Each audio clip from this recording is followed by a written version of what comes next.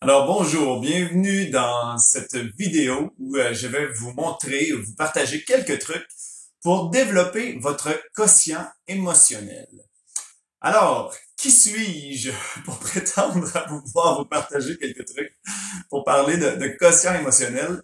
Mon nom est Jade Tremblay. Je suis le co-créateur et président de Totem. Donc, Totem, nous avons transformé sous forme de jeu des concepts de développement personnel. Alors, on ludifie, on gamifie le développement personnel. Moi, personnellement, ça fait 15 ans, donc oui, que je fais du développement personnel avec une approche qui se nomme PRH, donc personnalité et relations humaines, qui est grandement basée sur l'analyse des émotions. Alors, ça fait 15 ans que je m'entraîne et que je me développe à analyser mes émotions, puis à m'en servir pour grandir tout simplement, pour qu'elles puissent me livrer leurs secrets et que je puisse, je vais dire, me libérer de, de, de vieux mécanismes et d'émotions qui se réveillaient là, sans cesse.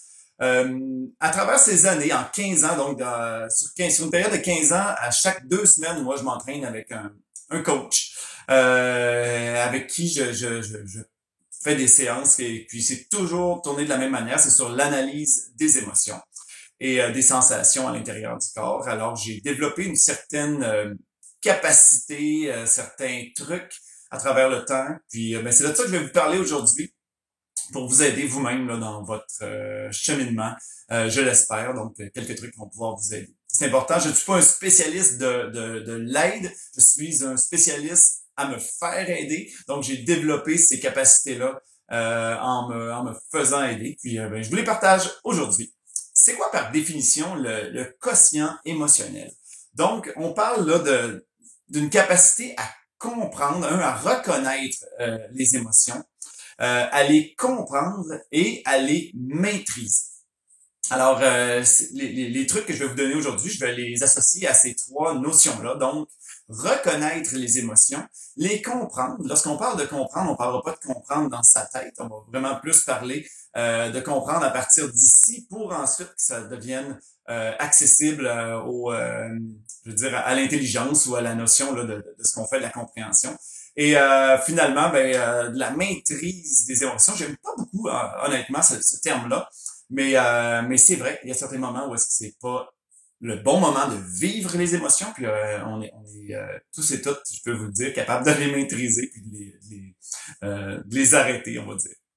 Alors, je commence par euh, reconnaître ses émotions. Quel truc je peux vous donner qui va vous aider à reconnaître ses émotions? J'aimerais vous parler d'un concept. En PRH, on appelle ça les RDR, les réactions disproportionnées répétitives. Alors ça, c'est lorsqu'on va vivre un moment, on va vivre quelque chose, soit en présence de gens, donc un moment donné, et ce qu'on vit, il arrive une action, un événement déclencheur, et ça génère quelque chose qui est pas ajusté, je veux dire, à l'événement qui se passe. Ça génère une émotion tellement plus grande, donc que ce qu'on devrait vivre en ce moment.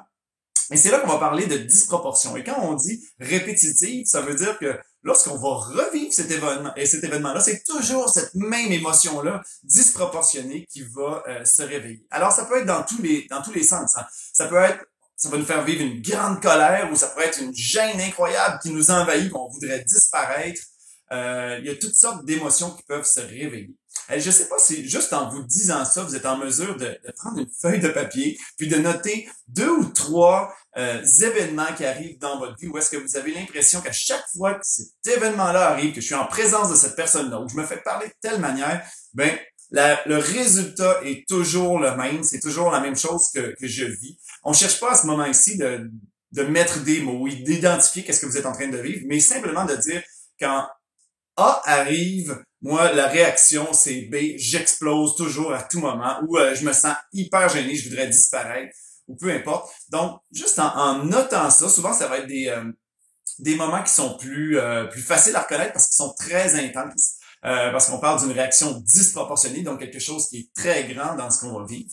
Et ça va vous aider, donc, tout d'abord, à reconnaître ces moments-là qui génèrent des émotions très grandes, très grandes. Donc, ce qui se passe, règle générale, l'émotion très grande qu'on va vivre, ben c'est tout simplement qu'elle n'est pas en lien avec l'événement qui se produit là, mais plutôt c'est une émotion qu'on a vécue dans le passé, qui est restée, je vais dire, utiliser le mot prisonnière à l'intérieur de nous. Donc, on n'a pas eu la chance de compléter cette émotion-là. Et lorsqu'on vit cet événement-là, ben, il va résonner. Donc, pas résonner ici, mais résonner ici. Donc, ça va résonner comme une caisse de résonance. Et ça va venir réveiller la vieille émotion qui va venir mélanger finalement notre propre réaction. Et c'est là qu'on va se retrouver avec j'explose ou je voudrais disparaître. Ou vraiment là, ce sera pas, on va dire, en lien ou ce sera pas ordonné ou ce sera pas finalement ajusté à l'événement qu'on est en train de vivre, mais ça va être disproportionné. Donc, faites une petite liste. Ça, ben, ça peut simplement vous dire, oh, ici, il y a des points, peut-être là des points de vigilance. Ça peut être des portes d'entrée pour pouvoir commencer à travailler sur mon univers émotionnel, parce que lorsque ces événements-là arrivent, systématiquement, ça réveille la même émotion. Ensuite, qu'est-ce que j'ai d'autre ici? Oui, au niveau de reconnaître, ça va être important de tranquillement vous entraîner à reconnaître les sensations plus subtiles. Alors ça, plus vous allez vous entraîner, plus à force de faire ça, vous allez vous rendre compte qu'il y a tout un univers dans le monde du ressenti. Et il y a une partie de cet univers-là qui est beaucoup plus subtile. Des fois, il y a beaucoup de gens des fois qui disent ah moi ma petite voix, je l'écoute pas, je le sais mais je l'écoute pas. Donc, c'est comme si là, tout ce qu'on reconnaissait, c'est les émotions qui sont très, très, très intenses. Ah, je suis tellement heureuse, je suis tellement en colère, j'ai peur, ou tu sais, des choses très intenses, mais il y a tout un univers qui s'ouvre à nous et il y a un paquet de portes d'entrée vers l'univers des émotions qui sont plus subtiles. Donc, et ça, pour les reconnaître, ces émotions-là, les plus subtiles, on cherche pas à savoir c'est quoi. On cherche pas à mettre de mots dessus. C'est pas important à ce moment-là. C'est vraiment juste de dire, oh, hey, je vis quelque chose. Et de commencer à entraîner notre vigilance, donc pour reconnaître qu'on est en train de vivre quelque chose. Par exemple, vous êtes en train d'écouter une télésérie ou un film et là, ben, vous vous rendez compte pendant le film, c'est comme oh, hey, ça me fait vivre de quoi, ou je me sens bizarre. Après le film, je me sens bizarre, il y a comme quelque chose en dedans de moi. Et bien, là, vous êtes en train peut-être de vivre des émotions subtiles. Simplement noter, je sais pas c'est quoi, parce que quand c'est plus subtil, habituellement, ça devient pas évident, je suis en colère, mais je me sens juste drôle ou je sens qu'il y a quoi qui va pas. Ben, apprenez-vous à les reconnaître. Entraînez-vous plutôt à les reconnaître et notez dans un cahier, il est arrivé telle chose, je me sens bizarre. Gardez ça là pour le moment. Donc, ça, c'est la partie, je vais dire, reconnaissance, reconnaître ses émotions. Et c'est vraiment un entraînement. Utilisez les RDR qui sont très intenses, puis entraînez-vous également à reconnaître des choses plus subtiles. Tranquillement, pas vite, vous allez voir, vous allez en reconnaître de plus en plus.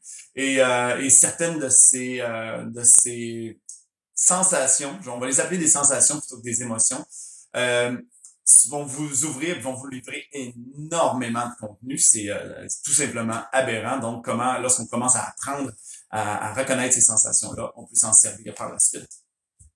Je vais vous parler maintenant de comprendre un peu les émotions. Donc, comprendre. Hein? On parle de comprendre habituellement, là, c'est la logique qui interfère, qui agit. Comprendre comment faire des mathématiques, des additions, 2 plus 2. Quand j'ai compris, ben, ça fait 4. Je devrais arriver à le faire assez facilement. Dans l'univers des émotions, comprendre, ça n'a pas le même sens.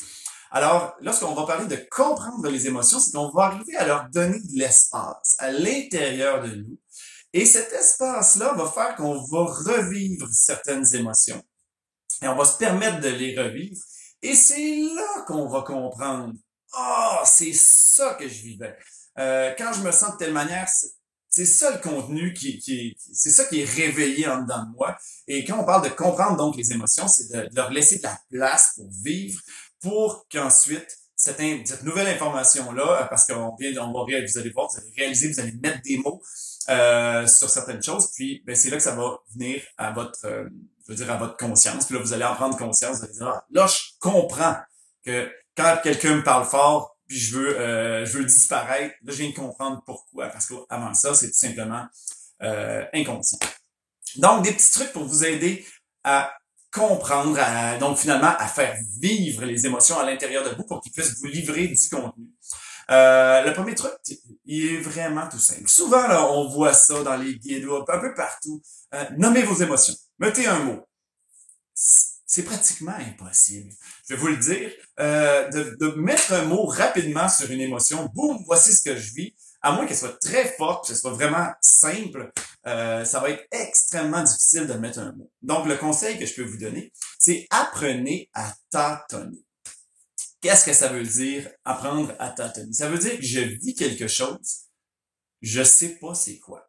Et ce qu'on va chercher à faire, imaginez, là, vous avez les yeux fermés, et tâtonner, c'est tout simplement que vous allez commencer à mettre des mots, un nuage de mots. Donc, vous allez dire des choses qui sont à peu près semblables, donc, à ce que vous ressentez. On cherche pas à mettre le doigt dessus, vraiment, dit le mot qui représente ce que tu vis. On cherche à mettre des mots qui vont donner de plus en plus d'ampleur à l'émotion. Parce que si vous savez la manière pour savoir si vous êtes en train de vous approcher de la cible lorsque vous tâtonnez, c'est qu'à l'intérieur de vous, l'émotion, tranquillement, va grandir, va devenir un peu plus intense. Donc ça, vous allez pouvoir vous en servir lorsque vous avez des sensations qui sont très douces. Et donc, vous commencez tout simplement, hey, je me sens, je sais pas comment, j'ai l'impression que je suis choqué, j'ai l'impression que je voudrais disparaître.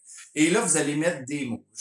J'aimerais ça pas être à cet endroit-là en ce moment.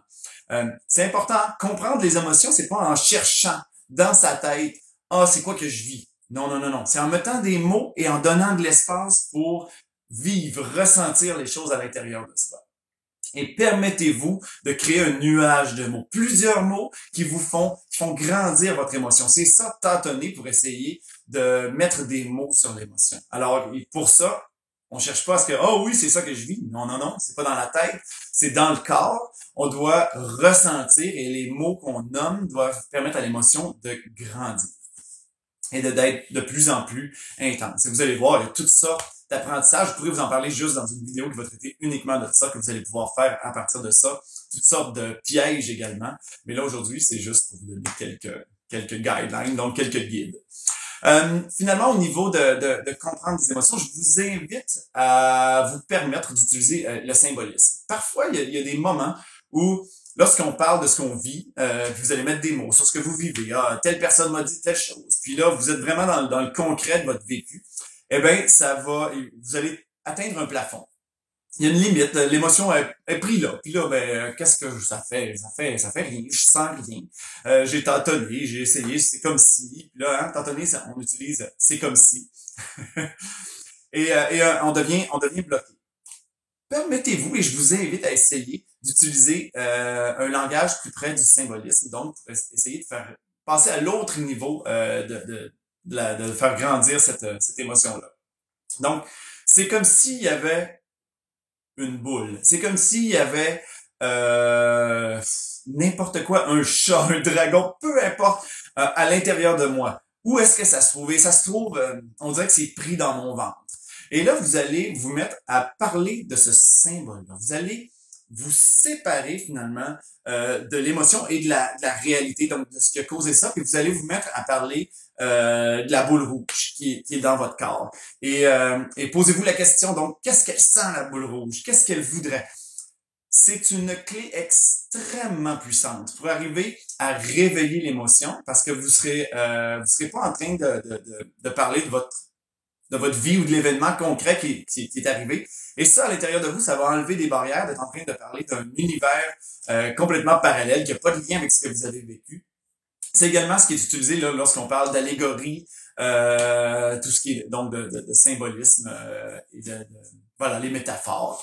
Alors, entraînez-vous à ça. Entraînez-vous lorsque vous êtes bloqué. OK, c'est comme si c'était tel symbole, à peu près où dans mon corps, et qu'est-ce que ça vit, qu'est-ce que ça veut, et distancez-vous et parlez de ce symbole-là. Tâtonnez en trouvant des mots qui vont donner plus d'ampleur à ce que vous vivez.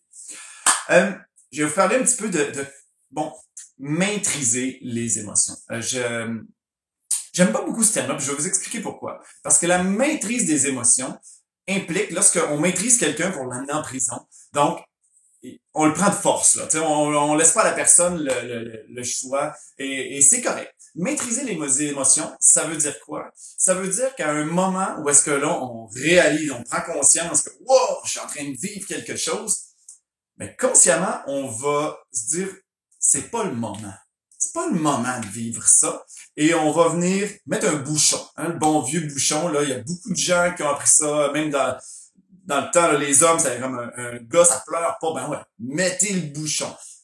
C'est important, la maîtrise des émotions, c'est pas une solution pour s'en occuper parce qu'ils vont juste continuer de se réveiller de plus en plus fort. C'est pour ça que j'aime pas ça. Parce que si on apprend à juste maîtriser les émotions, mettre le bouchon pour pas les ressentir puis fonctionner, à long terme, c'est pas une solution qui va être viable.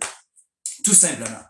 Alors, ça, je vous invite à le faire, à mettre le bouchon quand c'est pas le temps. Je suis au cinéma, il y a une scène où il se passe quelque chose, puis ben, écoute, j'aurais envie de fondre en larmes. Mais peut-être que c'est pas le moment.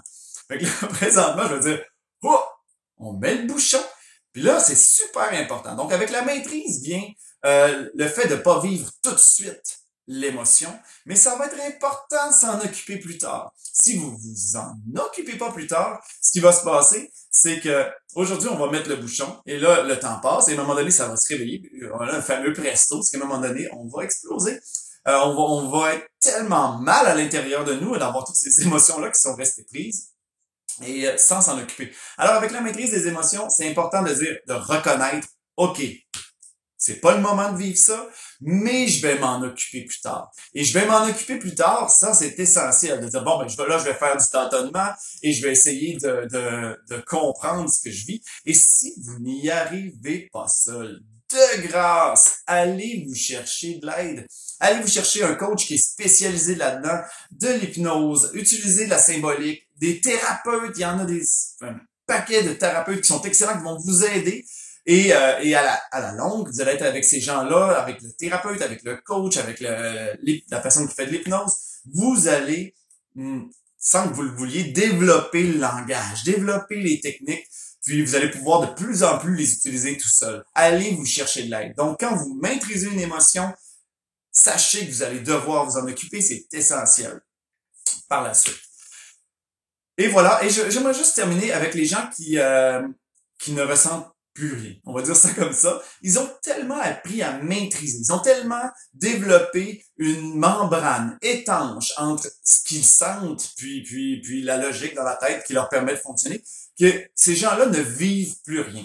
Jusqu'au jour où ils vont vivre un moment, quelque chose qui va complètement on va dire les chambouler parce que la membrane ne tiendra pas le coup et ils auront pas appris à vivre avec leur monde intérieur. Mais à vous, tout ce que je peux vous dire, c'est parce que chers amis, vous qui avez cette membrane étanche, vous ressentez pas le besoin.